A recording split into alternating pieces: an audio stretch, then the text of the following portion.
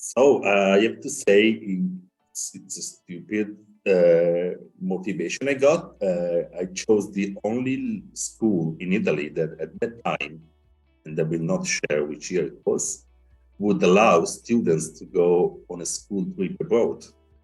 So I was in my secondary school, and that was the only school that was a language school, by the way, of course, and it was the only school allowing students to go abroad on a school trip.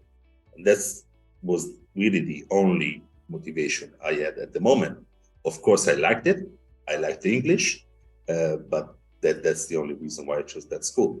And it was, the rest is history for me. It was a good decision, but yeah, the starting motivation was not the best one, probably. I didn't have a clear mind.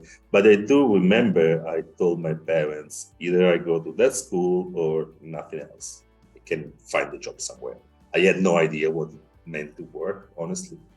But I was very, very motivated on this. So that's how it was started.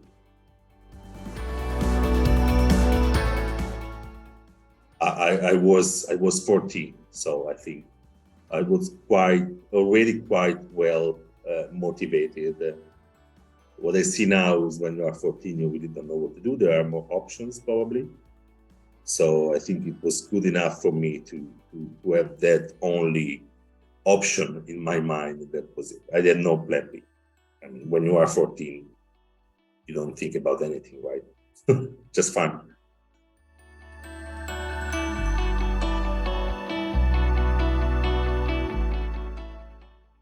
So there are some, of course. There are some in terms of companies. I mean, our members and all different companies in the language industry are struggling now to keep being relevant. There's a lot of technology, a lot of new things going on the market. And from on one side, technology is very accessible. It's not expensive. But then you have a manpower issue where you don't have the resources to work on the technology. So smaller companies, which is what our members basically are, I mean, most of our members are smaller companies, they struggle to leverage the technology, either because they don't have the knowledge or because they don't have the work power, the people to work on the technology. And that's one side of it. So having the opportunity to work on the technology. The other side of it is that technology is so fast. And so we are all struggling in order to remain relevant, prove that the value of the services we offer. So both of them. The other thing is that we're struggling to work with the new generation of linguists, with the new skills that we all need. We're struggling to find talent for our industry. So it's basically you struggle on the customer side, you struggle on the organizational side, you're struggling with the talent side. It's a lot of struggles going on. But I still think it's very interesting. And I think we will see more and more consolidation going on, like companies joining forces, they're selling by merging, getting together to be able to address those challenges in a better way. And I think that's normal for an industry that is going to be, I mean, it's more and more mature, I think. So more or less, these are what we see. I'm not like playing with any crystal ball. It's just what I see listening to our members. We just had an events in Slovenia where we listen to many of them. So these are like the concerns and the struggles and the challenges that we are facing in this moment, I guess.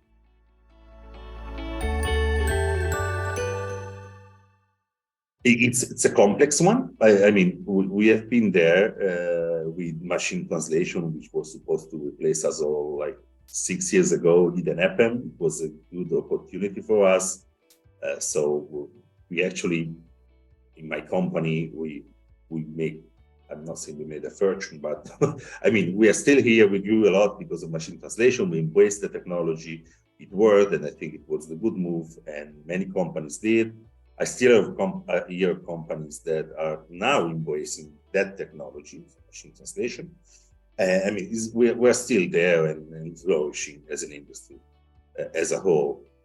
With this generative AI, I was a little bit more concerned, like at start, beginning of the year, let's say, because in this case, I think the technology is more popular. And by popular, I mean that everybody knows about it.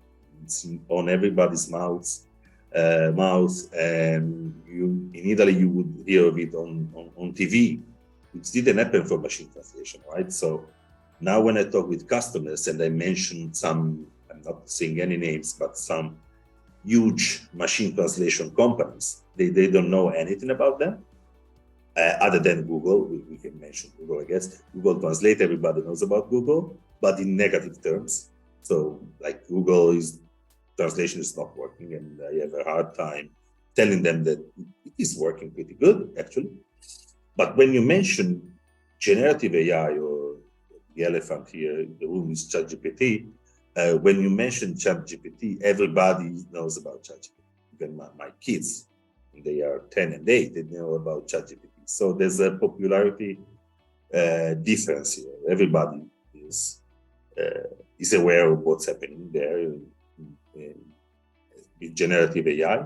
I'm not saying this is good, because also expectations are very, very good, very, very high from everybody. So in 2017 with machine translation, you would have a hard time convincing that it was a good tool. Now you need to do the contrary, probably, like convincing the customers or potential customers that there's a lot of job of work to be done after you use that kind of technology. So there's a difference. To answer your question in a short way, I don't think we will be replaced, but by the machines, by the technology, by AI, but we will need to adapt. And again, change our business models and engage with the technology and make it useful. But human touch will still be very important. Still, there's a little bit of work we need to do on how to use and make a good use of this technology.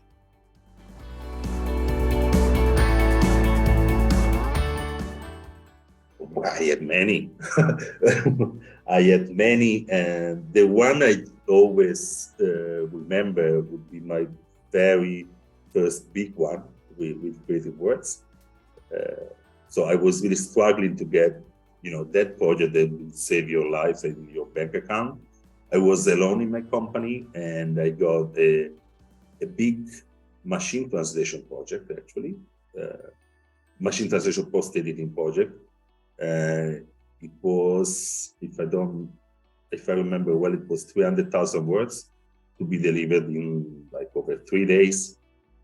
And I was alone in my company, so I had no vendor manager. I had a very small database of freelancers that I used to work with, but we delivered.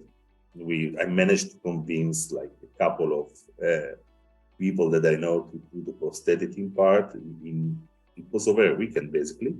And they did it. I'm very grateful, because that was my first project. After that first batch, I got many more, and this is how I basically got the money to build a company, because then I had a project manager, and that project lasted for like 10 months.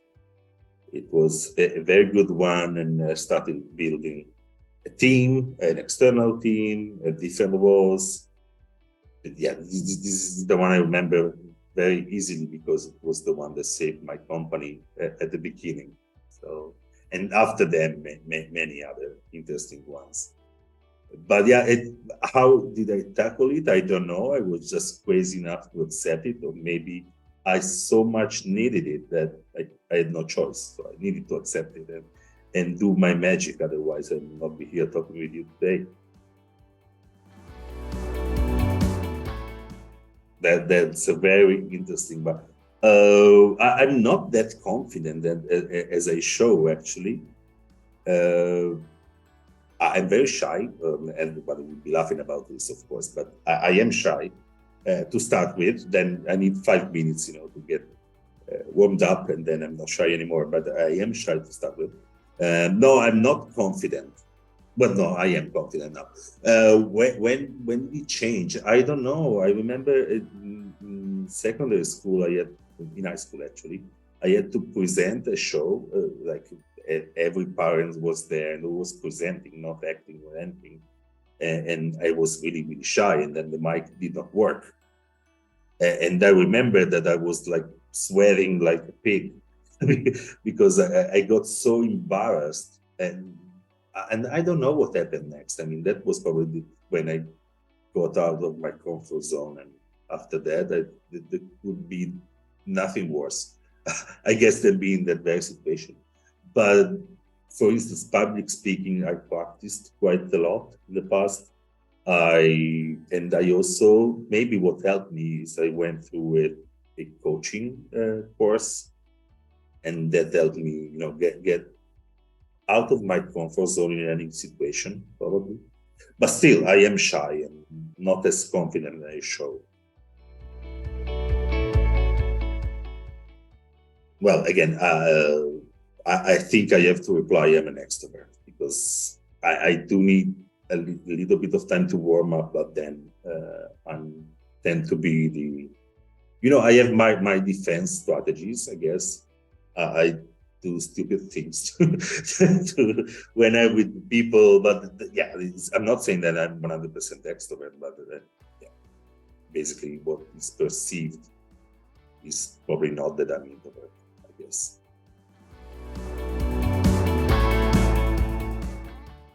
Well, I always want to go back to New York. I went there like like 20 years ago this year, and then I do want to go back very badly. And I don't know why. I was there for a couple of weeks only, so I don't know how I'm in love with New York so bad. Other than that, I do like to see new places. There's not a single place, but one that I would mention that I went back to consciously. I mean, it happens that I had to go twice in a city or in a country because of a conference. But I do want to see as much as I can of this world. So I tend to not to go back to the same place all over and over again.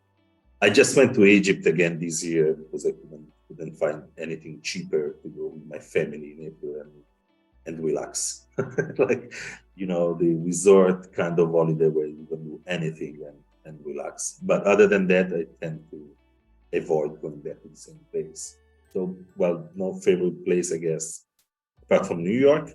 And yeah, favorite places in the world. I mean, there are so many beautiful things on this earth. And again, life is short.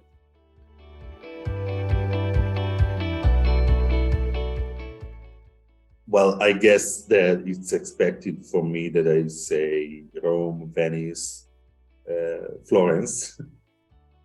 Of course, I like them, but I mean, Italy is so beautiful. And I'm biased, I know, but it really is. So I guess Sicily, if you want to see archaeology and the sea, of course, Sardinia, mostly for the sea part. But really, there's no place in Italy that I would not suggest. And of course, wherever you go, the food is great, and this is a big part of the journey of the experience, right? So Genoa, where the office is, British World's office is also beautiful. Not a usual destination, but still it's very beautiful. Tuscany, I mean, I could go on forever. Italy is quite a destination. I would, maybe my suggestion would be not to focus just on the three main and most common, Rome, Venice, and Florence. I do love them, all of them in any case. I have very fond memories of Domino's Pizza in the US. So I like any kind of pizza. So yeah, again, every country has its own peculiarities in terms of food, and even if Domino's Pizza is probably not the best one, and if someone from Italy listen to this, they will hate me. for saying that, but still, it was, I mean, it was good. Different kind of pizzas, but even in Italy, we have very different kinds of pizza. I mean, if you go to Naples, it's very typical from there. It's very different from what we have here up in the north. So pizza is always good. In any case, my favorite dish is pasta, not pizza. And pasta, you need to have pasta in Italy. Otherwise, you struggle.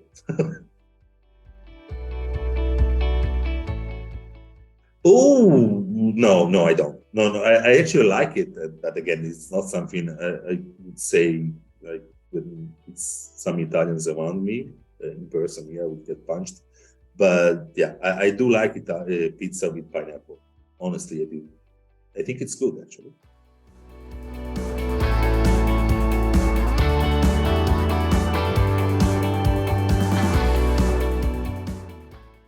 I think that we need to have a more cooperation between the industry, the language service industry, and the students, educators. We need to see more LSPs involved, possibly in academia. We need to see, other than complaining, which we have done so for so long, we need LSPs and practitioners, could be even freelancers, more involved and more, building the bridge between academia and the industry. So we always complain about academia not be ready for the industry, not preparing students for the latest developments, latest technologies. This is something we really should stop complaining about and rather do our own job in bridging this gap. Otherwise, we will not go anywhere, I guess. I do want to see more cooperation in this area. And it's just interesting because I always get asked, what can academia do to meet the evolving needs of the industry? But I love you asked the contrary. What can we do to meet the changing needs of the students? There are some skills that the academia will never be able to teach or to develop. Academia by itself cannot, but by definition, cannot be as updated as the technology is, as the industry is. Now